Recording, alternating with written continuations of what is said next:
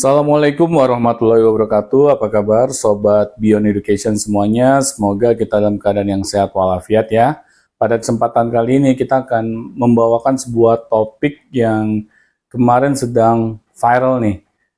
Nah, ini pertama kalinya juga kita membawakan dua topik dalam sekali kita membuat konten.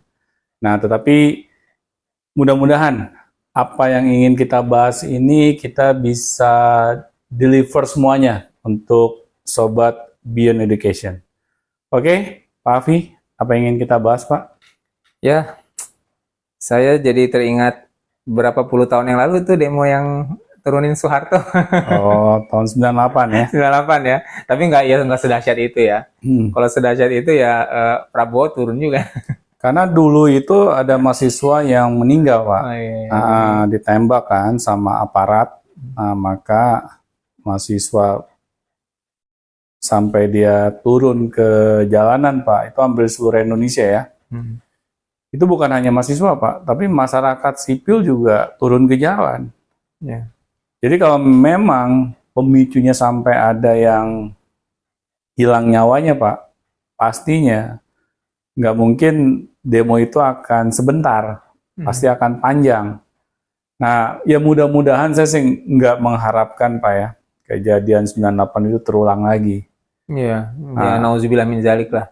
Soalnya mau demo kayak apapun hasilnya, akhirnya ujung-ujungnya kayak begini-begini juga, Pak. Malah makin gelap Indonesia. Iya, benar, Pak.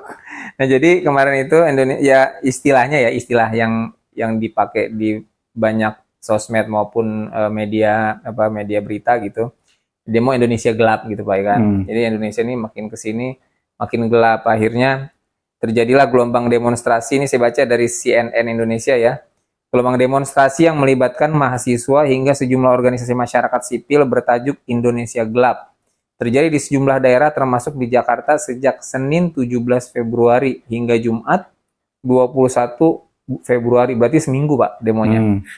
Ribuan demonstran telah turun ke jalan menggeruduk kantor DPRD hingga kawasan Patung Kuda Jakarta yang tak jauh dari Istana Negara. Salah satunya adalah kebijakan efisiensi anggaran yang dilakukan Presiden Prabowo yang juga menyasar pos anggaran penting seperti pendidikan. Nah, program makanan bergizi gratis yang turut melibatkan TNI dan Polri menjadi hal yang dikritik oleh masa aksi. Mereka menilai pemerintah telah membangkitkan kembali dui fungsi ABRI. Wow, jadi sekarang ABRI, TNI, polisi itu sudah mulai lagi mengkawal pemerintah dalam hal kebijakan-kebijakan, sehingga kalau ada yang protes atau ada yang nggak setuju berhadapan dengan militer. Wah, ini udah mulai gawat lagi nih Pak. Jadi hasil demo 98 yang dulu ternyata kembali lagi dalam beberapa puluh tahun kemudian nggak kembali seperti semula gitu ya.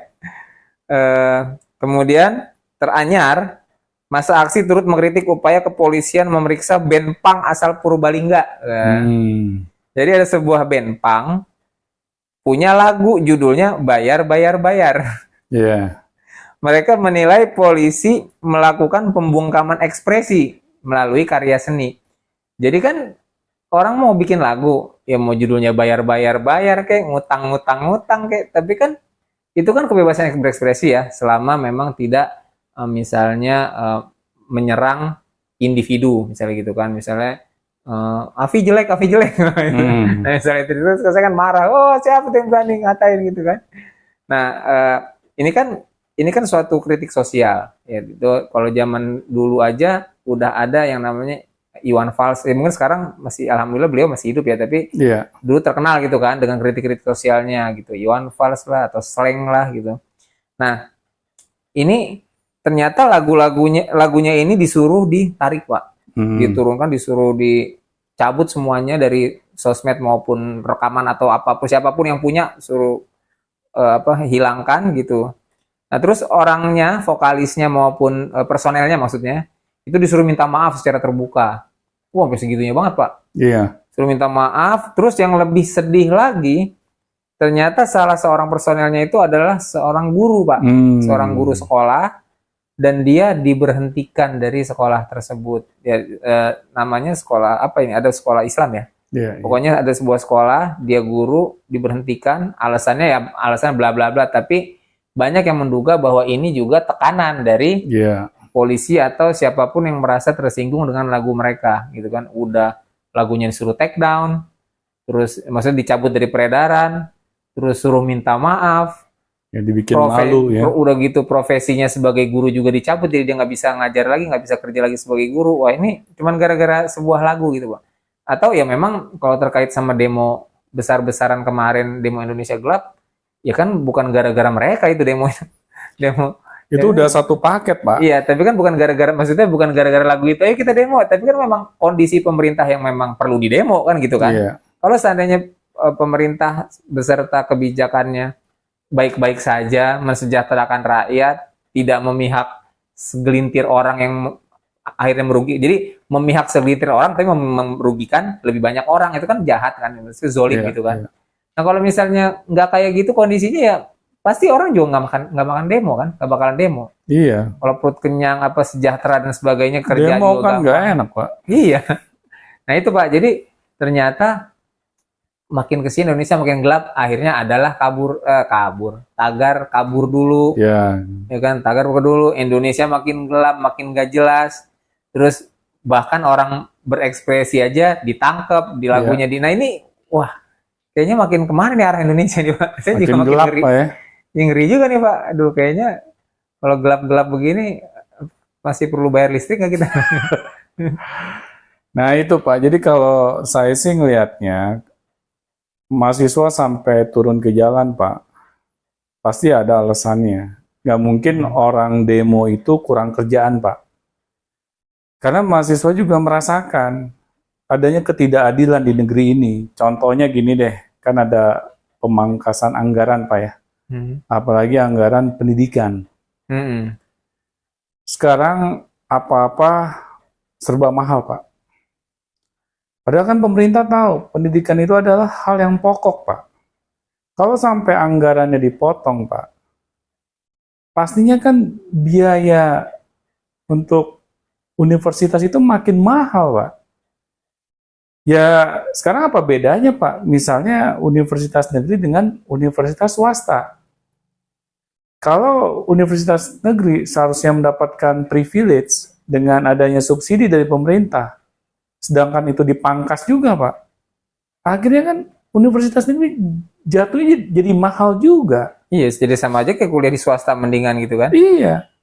Ya sekarang kalau misalnya sampai pemerintah melakukan hal ini juga, Pak ya, berarti beban rakyat ini berkali-kali lipat, Pak. Udah sekarang orang-orang pada di PHK dari pekerjaannya, terus ditambah harga apa-apa serba mahal, anak-anak mau kuliah susah, Karena ya, kampusnya juga mahal. karena kampusnya juga mahal, malahan kadang ada orang tua yang anak-anaknya itu harus memilih, kamu mau makan apa mau kuliah. Itu kan suatu pilihan yang sulit, Pak. Akhirnya anak-anak yang seharusnya mereka masih melanjutkan ke jenjang pendidikan tinggi, Pak, karena ketiadaan biaya, akhirnya mereka harus stop, Pak, sampai tingkat SMA. Dan ujung-ujungnya, Pak, kalau pendidikan mereka nggak tinggi, bagaimana, Pak, nasibnya? Ya paling ngelamar jadi OB. Nah itu. Kalau ngelamar kerja kan pendidikan SMA kan nggak bisa ngelamar jadi manajer kan. Atau enggak ujung-ujungnya jadi TKI, Pak, ke luar negeri. Lagi-lagi pekerjaan kasar. Nah, ini kan yang sangat disayangkan, Pak. Indonesia ini dilimpahi oleh kekayaan alam yang luar biasa, tetapi kok rakyatnya miskin-miskin. Jadi, kalau secara hitungan matematika ini nggak nyambung, Pak. Bahkan orang yang nggak usah ikut kumon juga pasti paham, ini ada yang salah nih sama nge-manage negara ini gitu, Pak.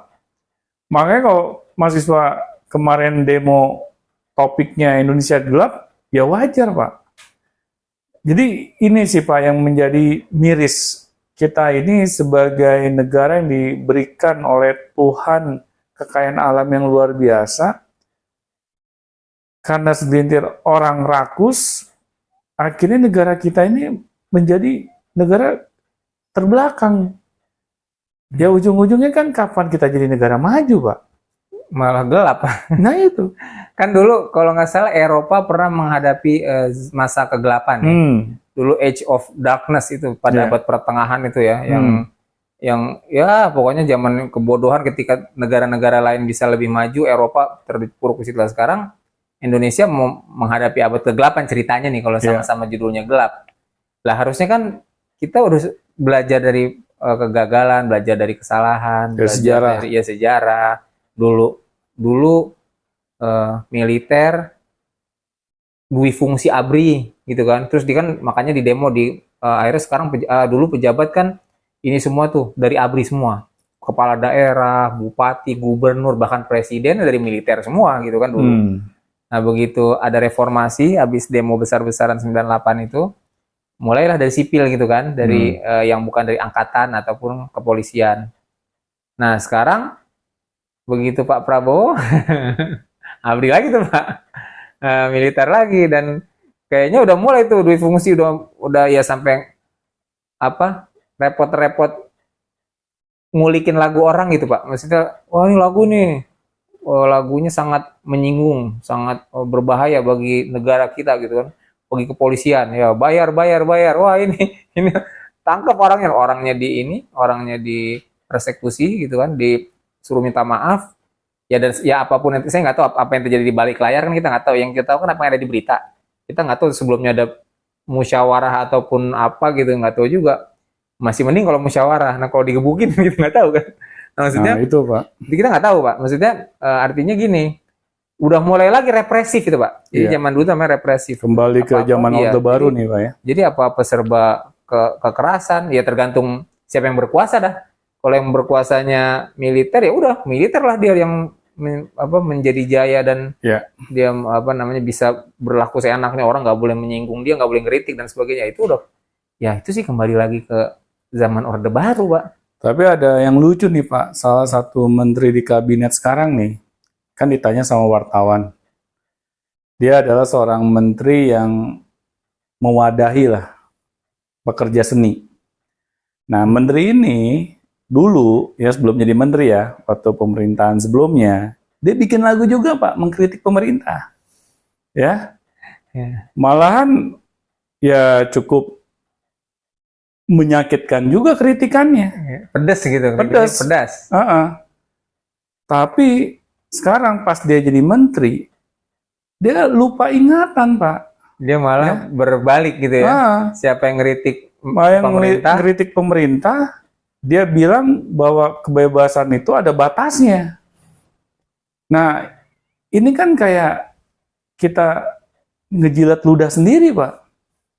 Nah, saya bingung gitu. Kenapa sih ya pemerintah gitu? Sebelum kita menjabat apapun ya jenis jabatannya gitu Pak ya, kita belum istilahnya mendapatkan keuntungan gitu. Ya, masih jadi rakyat biasa. Masih jadi rakyat biasa lah. Kita berkoar-koar yang macam-macam gitu Pak. Tetapi ketika kita sudah menjabat, kita lupa diri. Oh beda cerita Pak. Itu kayaknya dari zaman Nabi Adam itu. Nah seharusnya kan orang-orang zaman sekarang tuh sadar Pak, yang namanya rekam jejak digital itu nggak mungkin bisa dihapus. Ya, kalau sudah ada di internet Pak, sampai hari kiamat pun rekam jejak digital itu bisa kita lihat lagi.